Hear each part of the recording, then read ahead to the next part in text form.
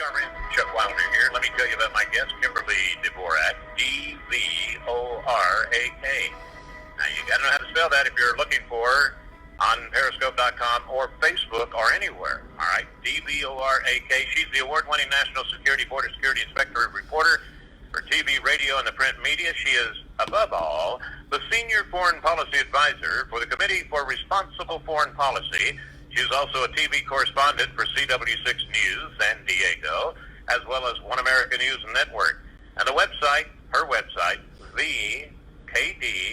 thekdreport.com, streaming live. It just sounds like so much fun. How you doing? Yeah, okay, next segment now already there. You know what, I was telling Jeremy, I said, boy, I should have had her on, 40 minutes ago. This is a big topic, and you covered so much. The destruction of, wait for it, California. Yeah. That's not a surprise to me, Kimberly, or you. Yeah, it's very sad. I'm a native born, and California has been my home forever. And it's simply sad to see the state kind of, succumb to, in this case, I think what you're looking at with the heat wave hitting the West Coast so hard and these rolling blackouts that are leaving more than 3 million customers without power during peak time when they need that air conditioning to keep their homes cool. This is just an overzealous government and environmentalists, EPA, Coastal Commission. We can name probably 20 other agencies that you have to be involved with before you even build a home. In any event, their aggressive nature at going after climate change and regulating that they had to get rid of fossil fuel for the most part. And California only has one plant that's fossil fuel related, and they rely on 1/3 of the energy that we purchase from California, from Arizona and Nevada is where we primarily get that. This summer, however, those states have kept their power. They are not sharing it. And now Californians are seeing the results of trying to move away from this, let's be the first in the country to, be completely fossil fuel free. And even the New York Times, if you can believe it, is putting out there that California may have jumped the gun here, and they're no conservative news outlet, for sure. And they're pointing out California's, bad policies for years that have led us to where we are right now. It surprised me because you mentioned the two that we share with, Arizona and what was the other one? Nevada. Arizona, Nevada. I always assumed, and you know what happens when you spell that word anyway, I always assumed that, we were actually paying for that from Arizona, especially from Arizona, because I pass by there where all the big stuff is. Yeah. So it's actually been sharing, and all of a sudden they say, "No, sorry, we got problems." And besides, you sending too many people over here. Yeah. That's another thing. Yeah. This is interesting here that retroactive wealth taxes. Oh yeah. Wow. Yeah. Well, tell them about that. Yeah. Well, you and I, we've talked about this. I think we've talked about this for years on your show. And I've long said that the only thing keeping California afloat right now is Silicon Valley. I mean, forget Hollywood. The majority of Hollywood, the wealthy actors and whatnot, they're avoiding taxes by buying homes in other states or even other countries and sheltering their money. So, and Hollywood, the big movie productions and whatnot, for the most part, they've vacated California. They've gone to states like Georgia, in Texas and Florida, where they're getting better tax breaks than California offering them. And this retroactive tax that California wants to implement is going to hasten the Silicon Valley's exit from the state of California. And they need this retroactive tax, which, is going to be something where a yearly basis, say you own a house that's worth $2 million, and maybe you put a couple paintings in there that cost $500,000, those will be taxed yearly, not when you purchase them. And you purchase, I think the tax is close to 10% now in California. So it's, when you put that in there and they're going to be taxed on that every single year, Now, do you think that people who are wealthy, they're going to say, yeah, you know what, I got to pay my fair share. I only need about 20% of what I earn every year, so I might as well give it to California, who continues to be run by the unions.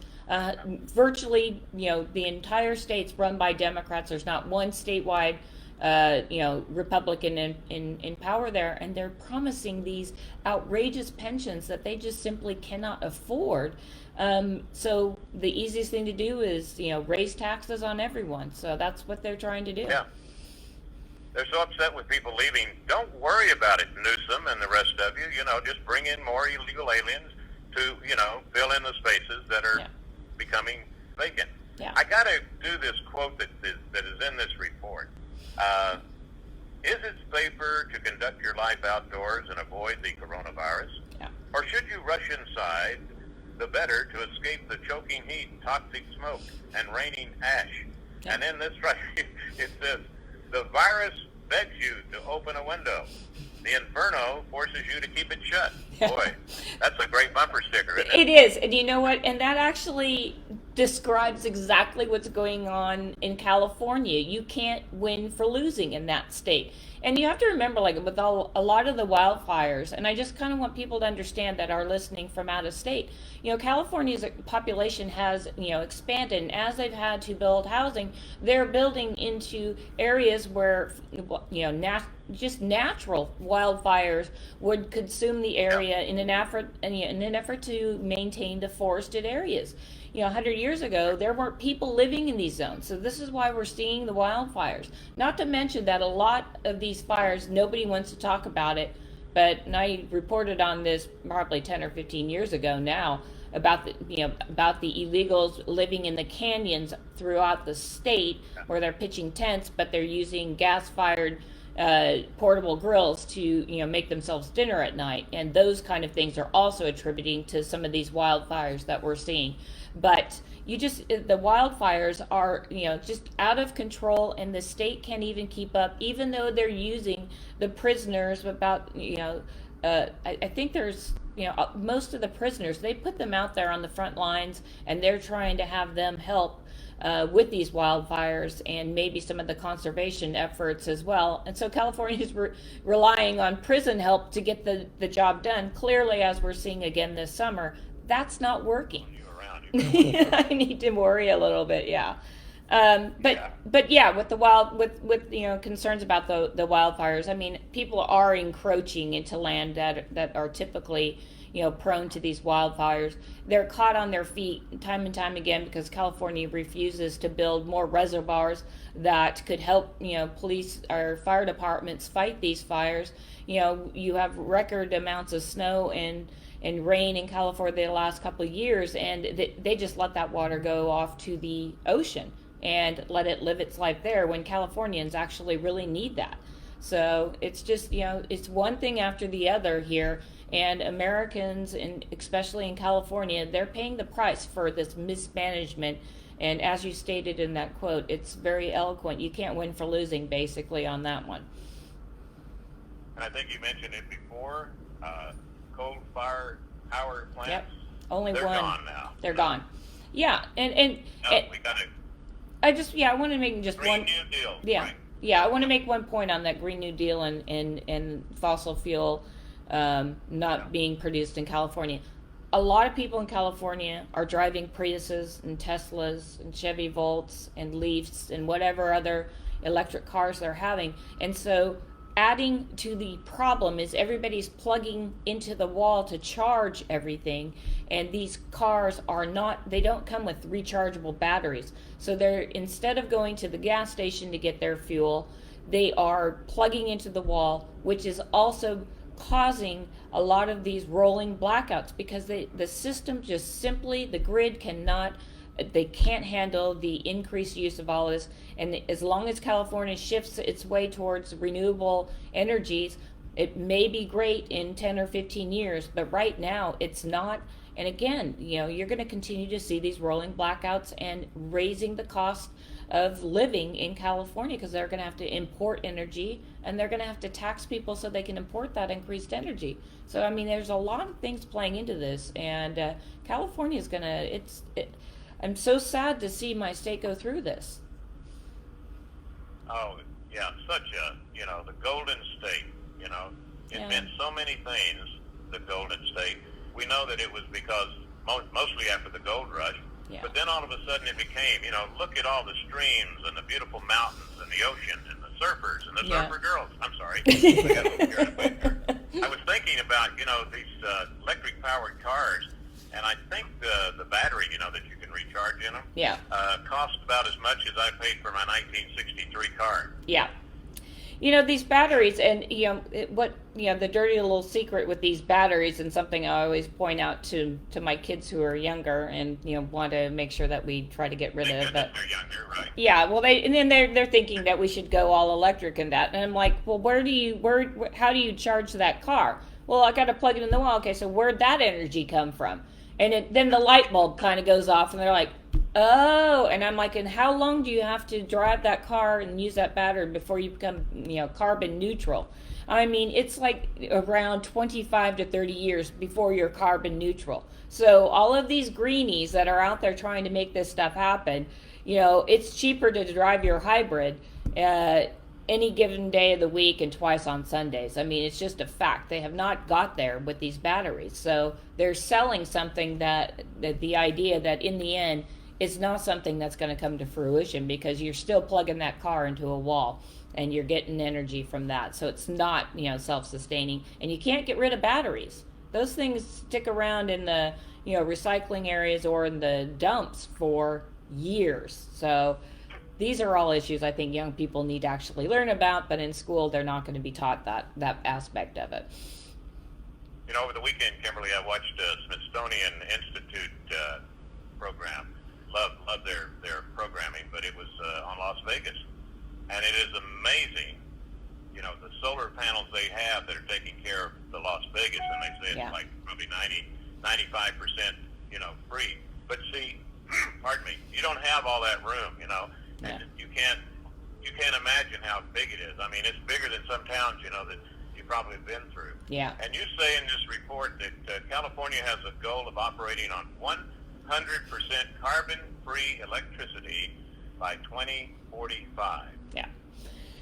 Good luck to that. That's all I have to say. And unless technology completely does a 180 and shifts energy, and that we are able to capture that energy and then disperse that energy, that would be a great day. But right now, the United States, the rest of the world, nobody has that. And in a state where, again, we're seeing rolling blackouts, and you're seeing middle class flee the state, you're seeing wealthy people flee the state, you're even seeing Hollywood flee the state, and the only people coming into the state are immigrants and illegal immigrants, more to the point. And these people don't have skills. They're not coming here with, that they're going to be the next Elon Musk. They're coming here to work in the kitchens and mow your lawns and all of that, and that just is not going to generate any kind of tax money that the state needs just to run, not to mention all the pensions that it has promised to teachers and firefighters and anyone else who operates under a union. So when you look at these, it's just not sustainable. I mean, I know we look at California as a sustainable energy and everybody talks about that, but California has, promoted that they're sustainable when in fact they are not sustainable, and we're starting to see this, and even liberal media outlets are recognizing the fact that the California experiment that we've had has failed, and that it should be a outlier for other states to consider when they start heading this direction. Yeah, and see, I've always been like, every 10 years they give you, well, we're gonna fall into the ocean in 10 years, global warming, now it's the new Green Deal. Yeah. And it goes on and on and on. And speaking of Tulsa, you brought it up a while ago, you got to give them credit, because they've installed the largest scale battery fields, the world's largest. Boy, that's great. Wait a minute, that's in South Australia? Yeah. Oh, thank you. Okay. Yeah. I mean, again, it's just California is racing to be this first state that they think they can run on sunlight, basically. And that's just, they're not anywhere near close to that. And because there are so many people in this state that, the unemployment's higher, COVID has really taken and hit California extraordinarily hard. And you want to, kind of look at, a large portion of the demographics there. They don't even speak English. So are they getting the actual protocol, what they need to do so they can actually stop the spread of COVID amongst their communities? This is also contributing to California's downfall here. Let's take that break. We'll be back with more from Kimberly Dvorak, and remember, it's the KDReport.com. You can catch all of her latest, read it there, and also all of her latest videos and live reports just like this one. It's the KD Report, REPORT.com. Be right back. Homeschooling, they're having blackouts. Yeah. Homeschooling, parents, you're worried about sending your kids for COVID. Schools are having to adapt. This is going to probably force more children to learn from home, where parents are not teachers. And again, California's education system sits at the bottom of the 50 states, not at the top like it once has. So the rolling blackouts are having tremendous issues. And with regard to the schooling and people across teachers and other unions complaining, over the weekend, I'm going to read this. Gavin Newsom wrote a letter to the Utilities Commission, and this is quoting here: collectively, energy regulators failed to anticipate this event and take necessary actions to ensure reliable power to Californians. This cannot stand. So he's writing this saying that he doesn't, he's, going after the utility companies, when in fact it's the regulations that his administration and the Democrats in power have actually gone after on a yearly basis. And again, this is the collective result when you do this type of thing. We don't have the technology for this. They wanted to race toward it, and now they're paying the price. I just want to make one other comment. I really wanted to talk about the riots a little bit, and we lost another police officer over the weekend. But a number just came across my screen, at least. It was a breaking news that New York City alone has reached more than 1,000 shootings. Last year at this time, it was 525 or 535. So you're looking at people across the country, that it seems in the midst of all of this chaos that I think started out with COVID and turned into a mission to ruin this country collectively. Now you're seeing the violence. You're seeing more people die from gunshots, and you're seeing more people, die during broad daylight hours. The criminals aren't even waiting for dark anymore because they don't think they're going to get caught. They're not going to have any there's no repercussions for any of this. The country needs to heal. We need to get back to business, and these riots need to end.